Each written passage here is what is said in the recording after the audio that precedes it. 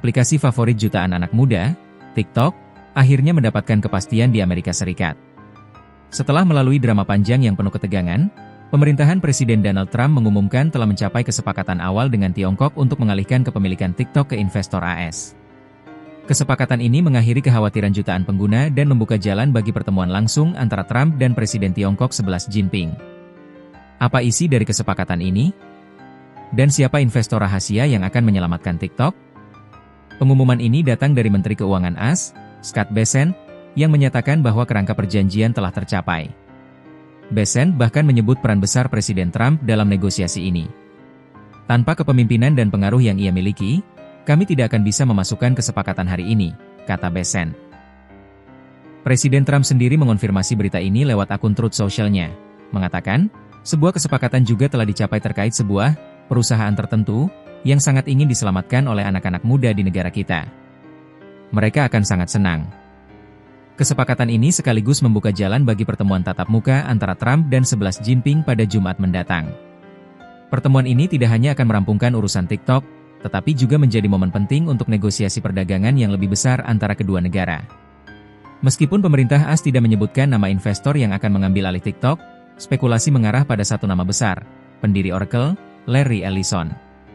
Ellison dinilai sebagai kandidat paling kuat karena memiliki kemampuan finansial yang sangat besar dan rekam jejak yang baik. Oracle bahkan pernah menampung data pengguna TikTok di AS pada tahun 2020. Presiden Trump sendiri pada Januari lalu pernah menyatakan dukungannya kepada Ellison. Namun, beberapa nama besar lainnya juga sempat menunjukkan minat, seperti mantan pemilik Los Angeles Dodgers, Frank S1MC High Pronunciation Chord, dan pengusaha kondang Kevin O'Leary dari acara Shark Tank. Namun, nilai TikTok yang diperkirakan puluhan miliar dolar AS membuat peluang mereka kecil. Kesepakatan ini mengakhiri drama panjang yang dimulai pada masa jabatan pertama Trump, di mana ia melarang TikTok karena alasan keamanan nasional. Larangan itu kemudian diresmikan menjadi undang-undang oleh Presiden Joe Biden, yang mewajibkan divestasi TikTok. Namun, ketika Trump kembali menjabat, ia menunda undang-undang tersebut dan memberikan batas waktu divestasi. Keputusan ini menunjukkan bahwa, di luar kekhawatiran keamanan nasional, ada pertimbangan politik dan ekonomi yang besar.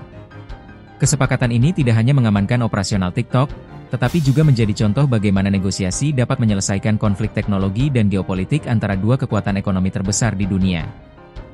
Setelah melewati ketidakpastian, kini nasib TikTok di AS berada di tangan investor Amerika. Kesepakatan ini menjadi penanda bahwa kerjasama, alih-alih pelarangan total, adalah jalan keluar dari persaingan teknologi antara AS dan Tiongkok. Menurut Anda, apakah keputusan ini adalah langkah yang tepat?